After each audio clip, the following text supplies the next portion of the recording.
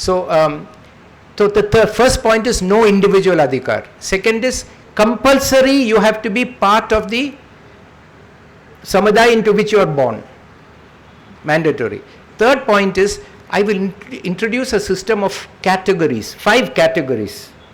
1, 2, 3, 4 and 5 into Norway. Ab Norway mein nahi hai, this is caste system. 1, 2, 3, 4 and 5. Every samudaya will be put into one of these categories.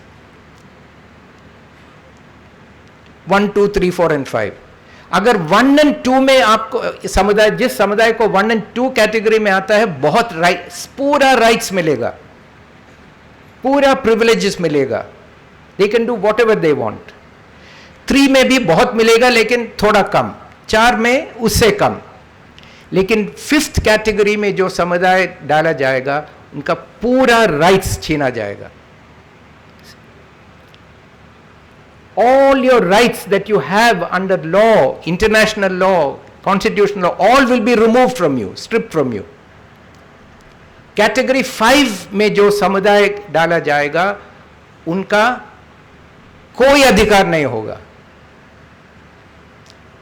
80%, 85% of the people, 90% of the people will be put in category 5 so that you can exploit them economically, politically, socially, physically. And they will have no opportunity to reply to you, no opportunity to defend, to respond. This system of categorization is the caste system.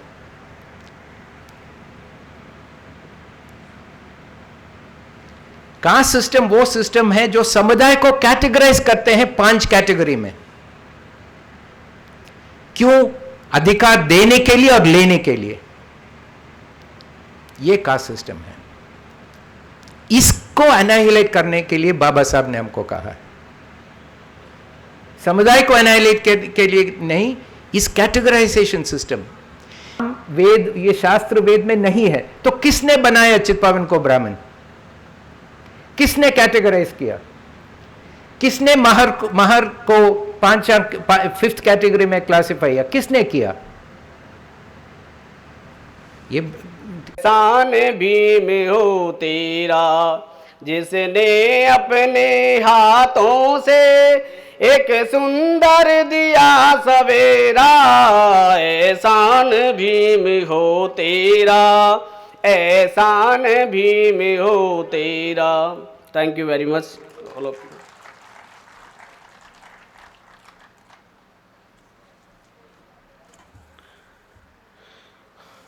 शुक्रिया कमलेश जी, बहुत सुंदर गीत आपने गाया है. और मैं फिर से आप सभी लोगों से निवेदन करूंगा.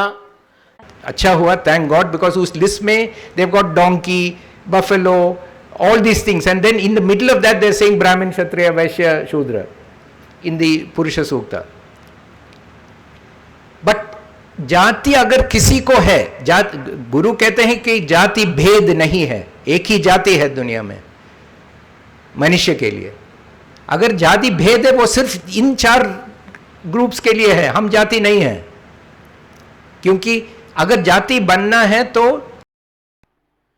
मी सर्व पूर्व नागपूरती मतदारसंघांना विनंती करतो की त्यांनी आपले बहुमूल्य असे मतदान मला 20 तारखेला करावे आणि मला निवडून देण्यास हुआ है. इसीलिए हमारे केडर को, इस सारे व्यूज को, इस अंडरस्टैंडिंग बनाने की जरूरत है. इसी को शिक्षा कहते हैं.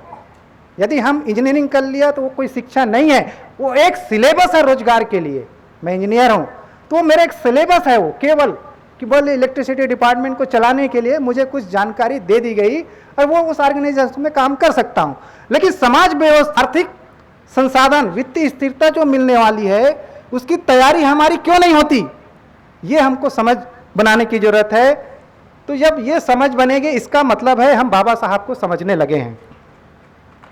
तो साथियों, इस दिशा में हमने काम चालू किया है और जो सुप्रशिक्षित केडर बनाने के लिए जो हम डी.के. खापर्डे मेमोरियल ट्रस्ट का जो बाबा राष्ट्रपिता ज्योतिबा फुले के नाम से जो हमारा संस्थान है, वहाँ पर अगले सत्र से हमारी प्लानिंग है कि हर महीने ट्रेनिंग होगी, प्रशिक्षण होगा, इसको एक इंस्टीट्यूशन कॉलेज की तरह चलाएंगे, पैदा होगी।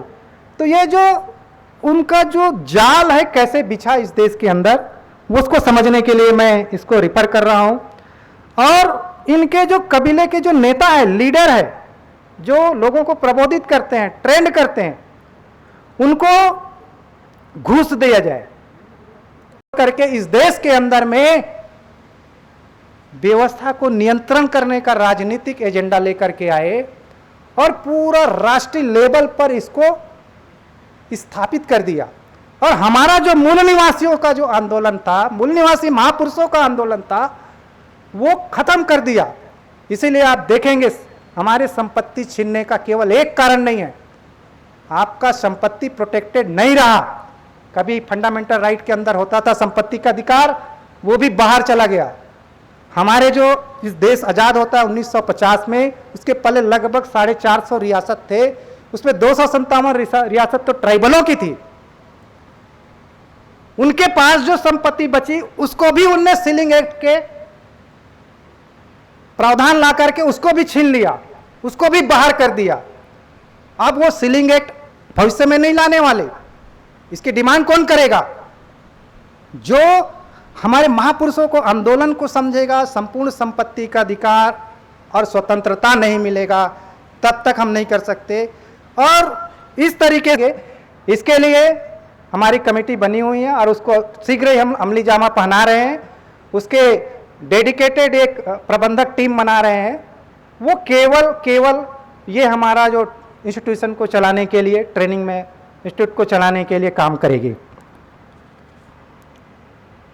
साथियों, आंदोलन के संदर्भ में कुछ बातें कहना चाहूँगा कि बाबा साहब कहते हैं कि किसी भी समुदाय के पुनर्निर्माण में राजनीतिक बल कितना ही महत्वपूर्ण क्यों ना हो, सामाजिक, आर्थिक और सांस्कृतिक और नैतिक बल अधिक महत्वपूर्ण है। और समुदाय के सामाजिक, आर्थिक, सांस्कृतिक और नैतिक पुनर्निर्माण के लिए राजनीतिक बल केवल साधन मात्र है। ये भी हमको समझने की जरूरत है। कभी कभी हमारे साथियों ये जो बाबा साहब कह रहे हैं उसके विपरीत भी स्टेटमेंट जारी करते हैं।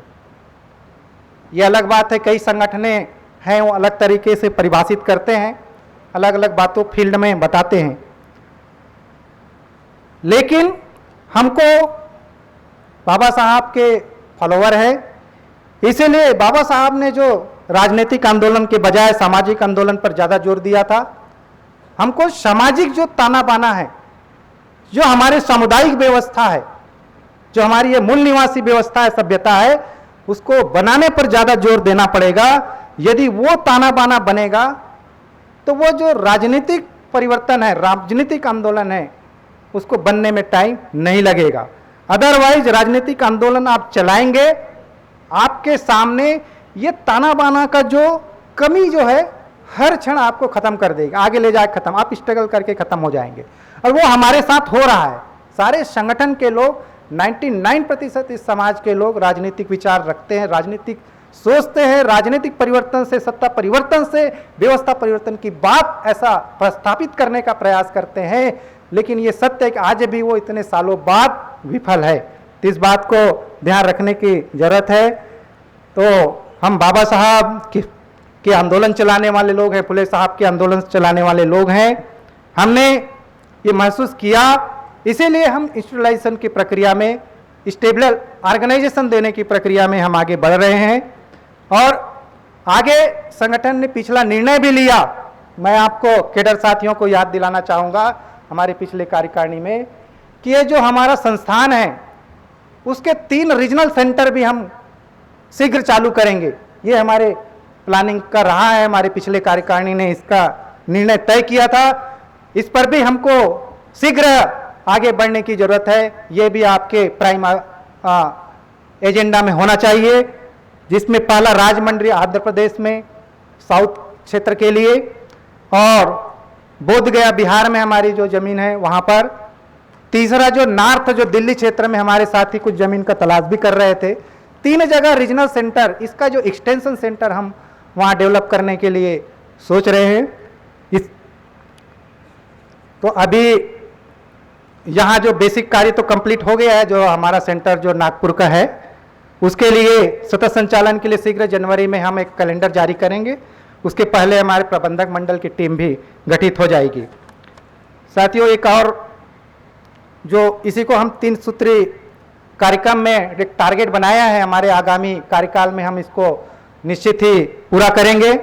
पहला कि जो ये संस्थान इंस्टीट्यूट है, सोशल रिवोल्यूशन सेंटर है, इसको जो साल भर चलाने के लिए जो संसाधन चाहिए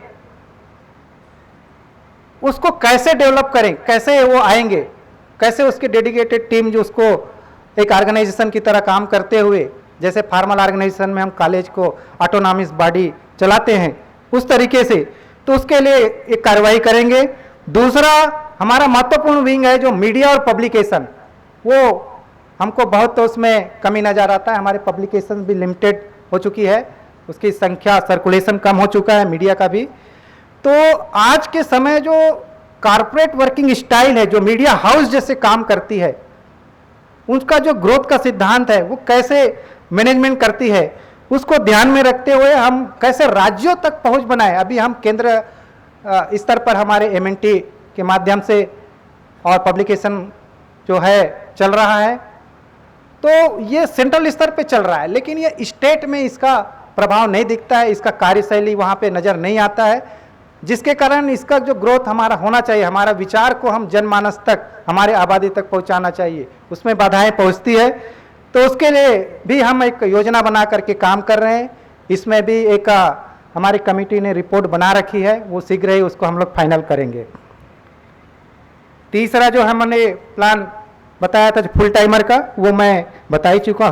2 फुल टाइमर अभी हम पिछले महीने इंगेज किया है। नई जो हमारी पॉलिसी है फुल टाइमर के लिए, एक हमने पॉलिसी बना रखी, कैसे अपॉइंटमेंट होगा, उसके क्या क्राइटेरिया होगा, उसको कैसे कंट्रोल करेंगे, उससे क्या कंट्रोल मैकेनिज्म होगा, तो ये उस पर हम आगे बढ़ रहे हैं। तो ये 3 जो टास्क है वो हमारे कैडर साथियों को भी ध्यान में रखने की जरूरत है। साथियों, एक बात है, BS4 अभियान की बात आई है,